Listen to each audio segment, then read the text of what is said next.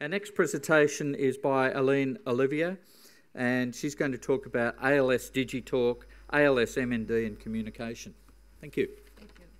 Most of the people take verbal communication for granted. For ALS patients, it can be a huge struggle. Only then we realize how communication is a profound need in our daily lives. Good. This was a small example of assistive technology in order to support a communication problem.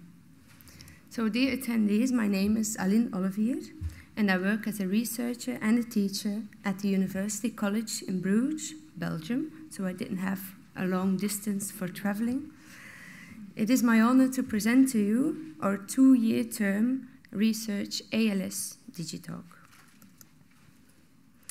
ALS Digitalk is a demonstration project by Flanders Care, which is an initiative of the Flemish government to improve the quality of healthcare by innovation. This research is an example of a triple helix collaboration where a close cooperation was achieved between the partner in care, ALS Mobility and Digitalk, the industry skill provider of the technology, and the research partner, University College Vives. In Europe, the mean incidence rate is 2 to 100,000, with a prevalence of 5 to 100,000. In Flanders, there are about 600 patients with ALS and about 120 new cases a year with a uniform mortality rate. Now, where is the need, or should I say some of the many? The loss of oral and/or written communication ensures a severe negative impact in quality of life and should not be underestimated, as it appears that dysarthria occurs in 80% of all ALS patients. Communication with the environment and caregivers is the basis for independence of this population, in the aim of staying at home and preventing depression and isolation. Enhancing communication skills is not only an advantage for the patient, but as well for the environment and the caregivers, and leads to optimization of all care aspects.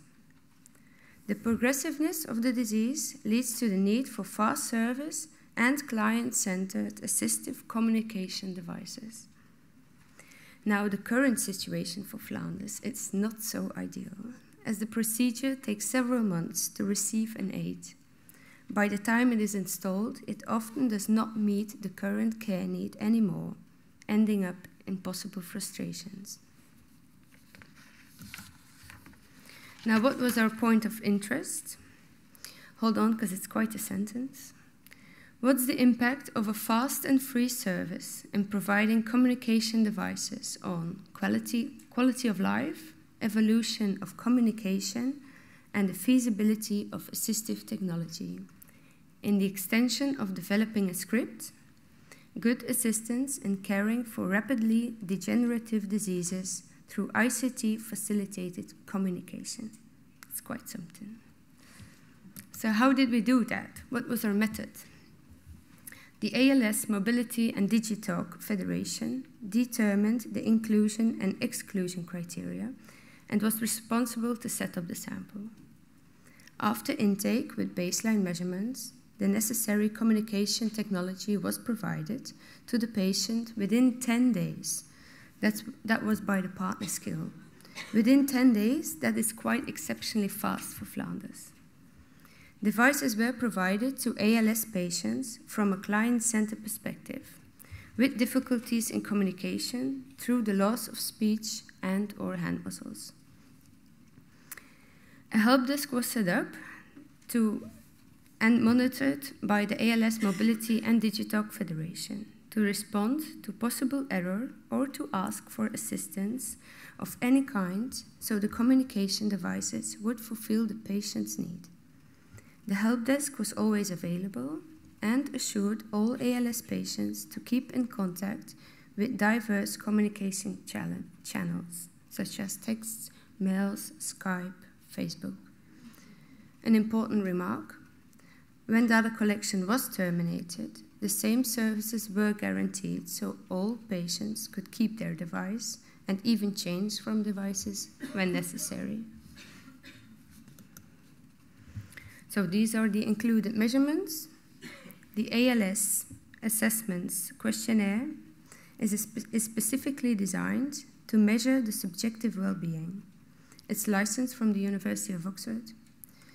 The validated questionnaires were administered by the researchers at the patient's home at baseline, after 12 weeks, 36 weeks, and 60 weeks. The next one, the Communicative Effectiveness Index, was designed to assess the change in functional communication ability. This self-reported, validated questionnaire was provided every 2 weeks through an online system. Patients without internet received a printed version by post.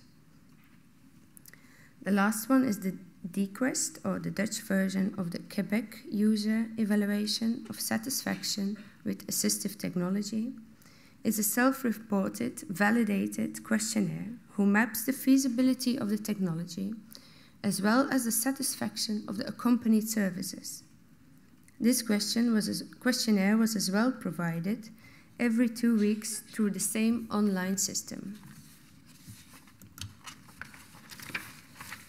The results. Last month, data collection was closed, so it's a bit early to present you all results. But the first descriptives made it possible to say something about the sample. So the sample exists of 65 patients. That was exceeding the premised amount of 50 to achieve statistical power. From this sample, 1 patient terminated between intake and the delivery of technology. Another patient died between intake and the installation of technology, leading to a sample of 63 patients, who were all settled with the necessary communication device within 10 days after baseline measurement. 14 patients did not complete the minimal trial of 12 weeks because of mortality.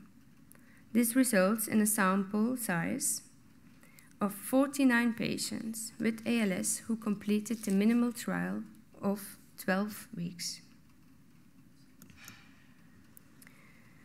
Descriptive analysis has made it as well possible to present a few examples that this design meets the nature of communication difficulties in ALS. 4 patients switched from LightWriter 20 to a tablet with an app. 2 patients switched from LightWriter 20 to LightWriter 40. 3 patients switched from LightWriter 20 to Lucy LaserPoint, and 1 patient switched from Lucy LaserPoint to an eyeball steering device. This enlightens the importance of fast delivery of the devices because of a major change in patient needs, such as, for example, hand function. As data collection was stopped just yet in November, further statistical analysis awaits us, beginning with an exploration of the data and a thorough descriptives. As a few discussion points, following points are huge aspects of discussion. That is the effect of the script. Of course, we have great hopes, but we'll have to see. A comparison of procedure between countries. We are really curious on how it is in your country. And the generalization of the results to several technology companies, but as well to other degenerative diseases. I'm happy to answer any questions.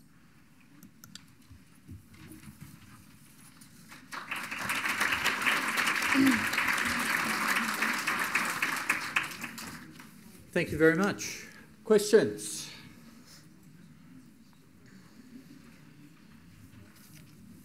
Come on.